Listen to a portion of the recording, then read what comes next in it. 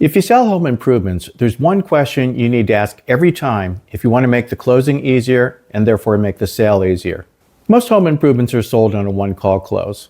I found that as a salesperson, whether you like a one-call close depends a lot on how good you are at it. The salespeople who don't like it generally are the ones who don't know how to do it right, and they in turn create the customers who don't like it. If done wrong, it can seem sleazy and high pressure, but when done right, it's professional and a good experience for both the customer and the salesperson. I don't have to explain the financial implications why it's better for both the company and the salesperson if you sell someone the first time instead of going back over and over. Plus, the reality is that unless you're selling the cheapest price, your closing rate would be higher if you learn to do it right the first time.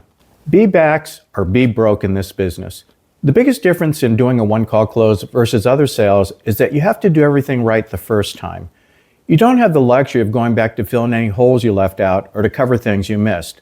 The whole concept of selling to me comes down to the fact that when people buy, they really only have to make two decisions. Do they want the product and can they afford it?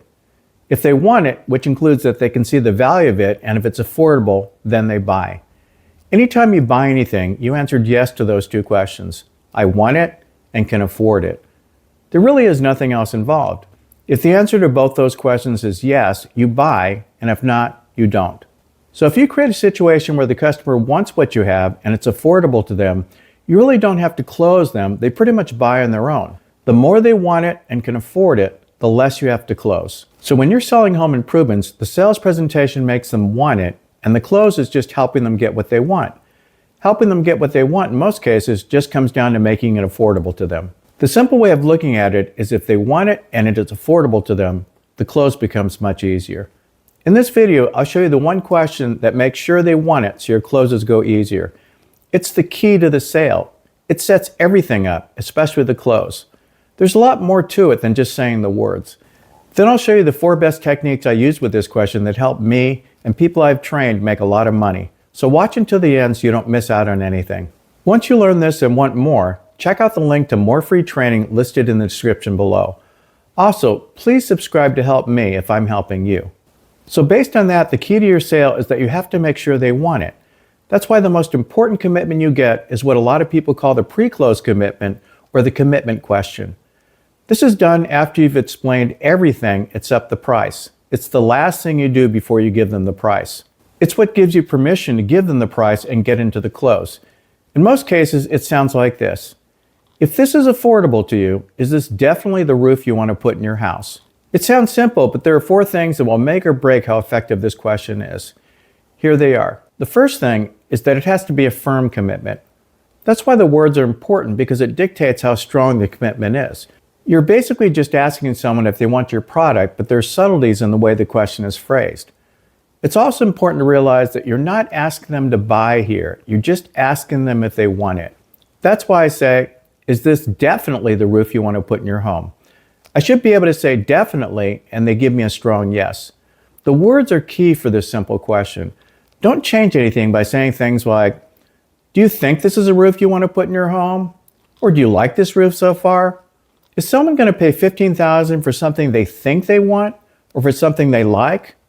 No, they would only pay $15,000 for something they definitely want, and that's why the words you use here are important. The second thing to make this work is that the commitment has to be real. The given is that your sales presentation was done in such a way that they really do want your product. If they don't want it, then none of this will work. If you did your job right during the sales call, the only answer you should be hearing here is an immediate, definite yes. If not, then you're losing it in your sales call. You can't be afraid to ask this question here, because if they can't give you a yes to a simple question like, do you want it? What do you think will happen when you put the $15,000 on top of that? One thing that helps make it real is to make sure that you're asking them and not feeding them. There's a big difference between saying, I'm sure this is what you want, right? Versus, if this is affordable, is this the roof you want to put in your home? The first way you're feeding them, and the second way you're asking them. The problem with the first way is that even if they aren't sold, you can make people say things or get them to agree with you, but if they don't mean it, it doesn't mean anything.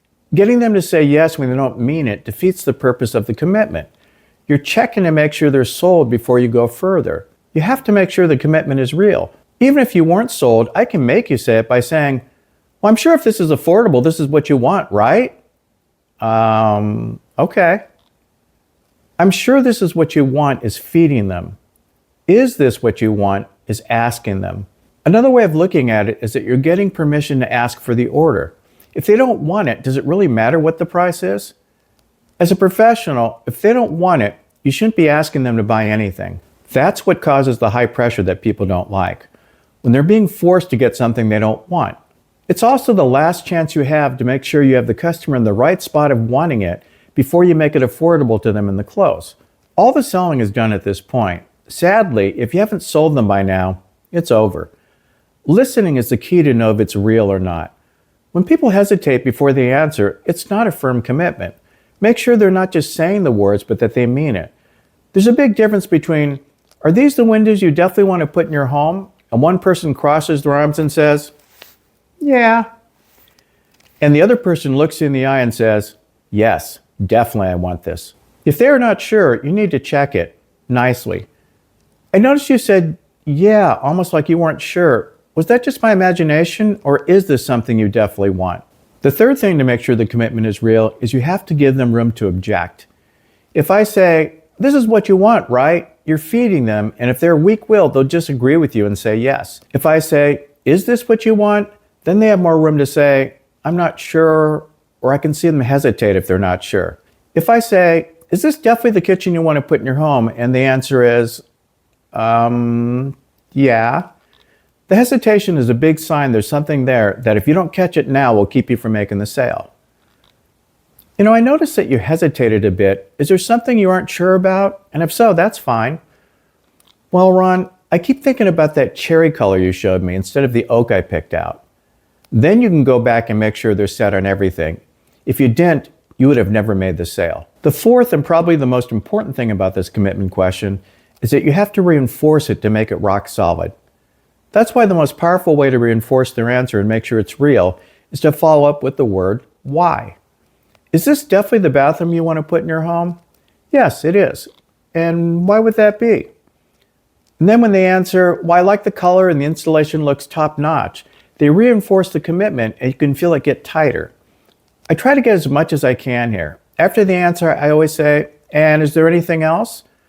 Well, I also like the way your company does business and the warranties are great. That makes it even better. Also, by using the word why, it'll tell you how firm the commitment is. If I ask them if these are the windows they want to put in your home and they say yes, then when I ask them why, they sort of stumble and say, well, I like the white color. You're probably in trouble. What they should be saying when you ask them why is that, well, I love the construction of these windows. I like the way these will save me money, and I like how your company does business. That's why the most brutal way you see why used is when people say, do you love me? And you say yes, and they say, why? Why do you think they're doing that? Because they want to make sure it's real. I hope this video made you think and pay more attention to this step that on paper seems simple. Just ask a question. I see a lot of reps do it wrong or just flat out skip it.